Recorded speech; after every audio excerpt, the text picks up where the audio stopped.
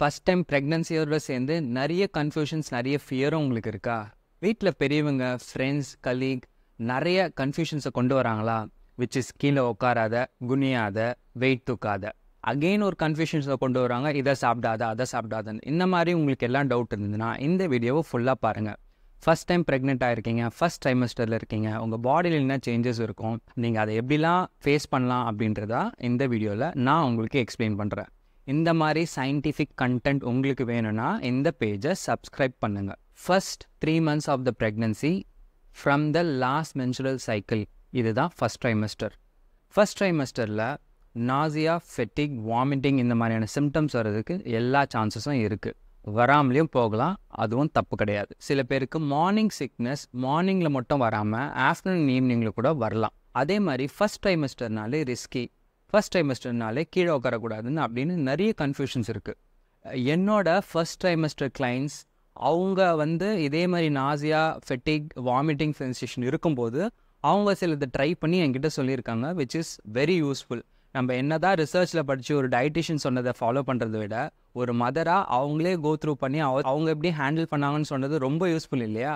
அதை நான் உங்ககிட்ட ஷேர் பண்ணணும்னு நினைக்கிறேன். என்னோடய கிளைண்ட் என்கிட்ட சொன்னது என்னென்னா, ஃபஸ்ட் டைமஸ்டில் அவங்களுக்கு வாமிட்டிங், நாசியா இருக்கும்போது அவங்க ஒரு ஜிஞ்சர் டீயோ, ஒரு லெமன் டீயோ, மாங்காய், ஓல்ட் ஸ்கூல் டெக்னிக், இந்த மாங்காய்லாம் யூஸ் பண்ணும்போது அந்த நாசியா, ஃபெட்டிக்லாம் கம்மியாக இருந்துன்னு சொல்கிறாங்க. இதுக்கு நிறைய சயின்டிஃபிக் ரீசனிங்கும் இருக்குது. அதில் இருக்க விட்டமின் சி, விட்டமின் இலாம் உங்களோட நாசியா, வாமிட்டிங் சென்சேஷனை கண்ட்ரோல் பண்ணும். பட் ஸ்டில் நீங்கள் உங்கள் டாக்டர்கிட்ட கேட்டு ஜாஸ்தியாக இருந்துச்சுன்னா வாமிட்டிங் அந்த மாதிரிலாம் டாக்டர் கொடுக்குற மெடிகேஷன்ஸை நீங்கள் ஃபாலோ பண்ணலாம். இதுவே நான் ஒரு 50 years பின்னாடி போயிட்டு ஒரு பெரியவங்க கிட்ட, ஒரு வயசான பாட்டிக்கிட்ட நான் கேட்குறேன்னா, அவங்க பார்த்தீங்கன்னா எல்லா வேலையும் செஞ்சுருப்பாங்க. அவங்க பார்த்தீங்கன்னா 10 time டெலிவரி பண்ணியிருப்பாங்க. அவங்களுக்கு எந்த ப்ராப்ளமும் இல்லை. அதே பாட்டியோ அதே மதரோ மாடர்ன் டேயில் வரும்போது அவங்க குழந்தைன்னு வரும்போது ரொம்ப பேம்பர் பண்ணி பார்த்துக்கிறாங்க. இதை செய்யாத, அதை பண்ணாத அப்படின்னு சொல்லிட்டு. அப்படிலாம் எதுவுமே கிடையாதுங்க. ஃபர்ஸ்ட் ப்ரெக்னன்சியில் நீங்கள் நேச்சுரலாக கன்சீவ் ஆகிருந்தீங்கன்னா, நீங்கள் ஒரு ஹெல்த்தி ஃபீமேல் இருந்தீங்கன்னா ஆல் இஸ் வெல். ஃபஸ்ட் ட்ரைமஸ்டரில் இந்த மாதிரி சேஞ்சஸ் இருக்கிறதுனால எதுவுமே பண்ணக்கூடாதுன்னு இல்லைங்க. நீங்கள் முன்னாடி என்ன ஆக்டிவிட்டீஸ் பண்ணியிருந்தீங்களோ அதே ஆக்டிவிட்டீஸை இப்பயும் கண்டினியூ பண்ணலாம். ஈவன் டாக்டர்ஸுமே இதை சஜஸ்ட் பண்ணுறாங்க. ஃபார் எக்ஸாம்பிள், நீங்கள் முன்னாடி எக்ஸசைஸ் பண்ணியிருந்தீங்கன்னா இப்பயும் எக்ஸசைஸ் பண்ணலாம். முன்னாடி யோகா பண்ணியிருந்தீங்கன்னா இப்பயும் யோகா பண்ணலாம். பட் இதை ஒரு மாடரேட் ரேஞ்சில் பண்ணணும். ஃபார் எக்ஸாம்பிள், முன்னாடி நான் 100 kilos தூக்கிட்டு இருந்தேன், இப்பயும் 100 kilos தூக்கணும்னா அது பாசிபிள் கிடையாது.